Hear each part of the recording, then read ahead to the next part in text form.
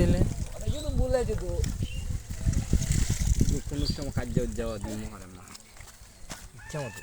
এর সাথে আমার গিফট আছে এই মিল আছে একটু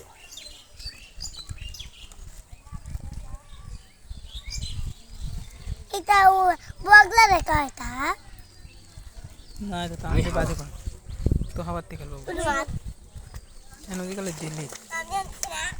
ওইটা তুলবো রে হতিতে মিস লাগে তিনটে হচ্ছে উঠে